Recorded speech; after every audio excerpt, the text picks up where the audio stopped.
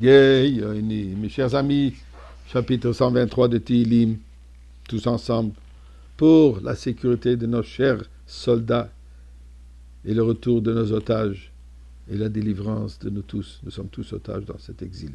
Alors, prière, tzedaka et Dvar Torah. Ça, c'est notre meilleure arme. Le conflit de l'obscurité contre la lumière se bat avec la lumière. Donc ajoutons de la lumière.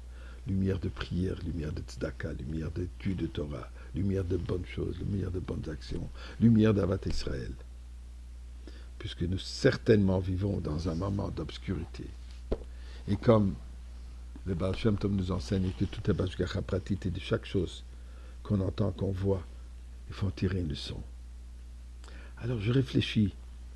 C'est quoi un des messages de cette tentative d'assassinat de l'ancien président américain Trump et l'effet qu'elle aurait pu avoir dans le cas où Chas v'Shalom, cette balle aurait été 2 millimètres plus proche de son visage. Je frémis à l'idée de ce qu'elle aurait pu apporter.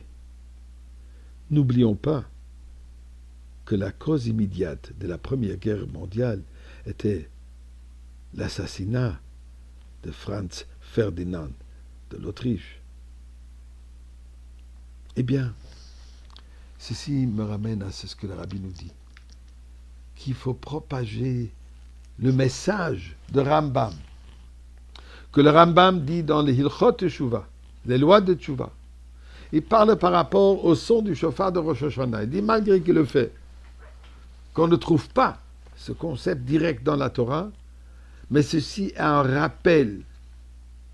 Le son du chauffard a un rappel, un réveil. Et les paroles, comme il dit, Uru yesheni mishinatchem.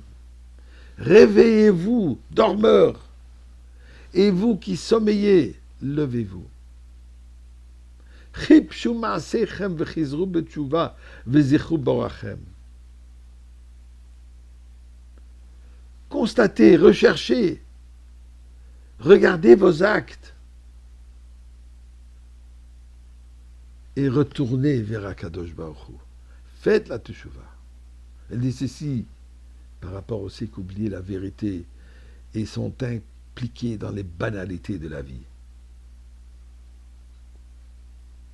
Il dit que chacun réfléchisse là-dessus et qu'il change sa direction dans la vie.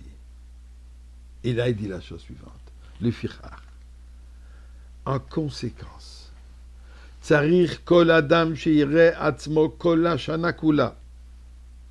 Tout au long de l'année, une personne doit toujours se considérer quoi? Comme qu'il est moitié zakai et moitié chayav. Qu'il est sur un équilibre, une balance exacte. Moitié-moitié, moitié positive, bonnes actions, et moitié négative, mauvaises actions. Zakai méritant, Chayav, Chas v'Shalom, mérite punition. Maintenant, qu'est-ce qu'il doit faire s'il est sur cette balance précise, 50 sur 50? Alors il dit, Chatached echad, si la personne commet un péché, Harechria tatzmo,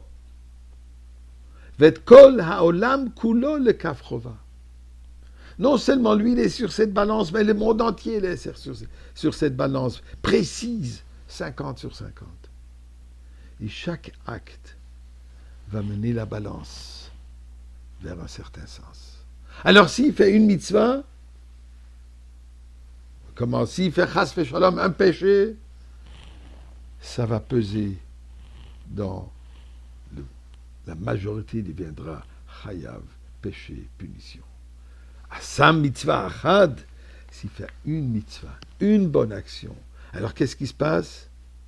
Arechria et atzmo vet kol haolam kulo le kav zchut.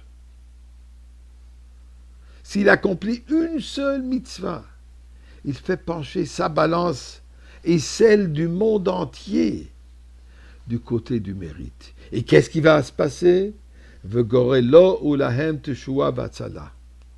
Ce qui va causer pour lui-même et pour le monde entier la délivrance. Une mitzvah. Et regardez aujourd'hui, une balle, comme ça aurait pu changer tout le cours de l'histoire. L'effet d'une personne. Alors si ça c'est dans l'obscurité, à quelle puissance c'est dans le côté positif. Mes chers amis, une mitzvah, je m'excuse, j'ai fait deux, non, une mitzvah, et nous aurons la Géoula maintenant.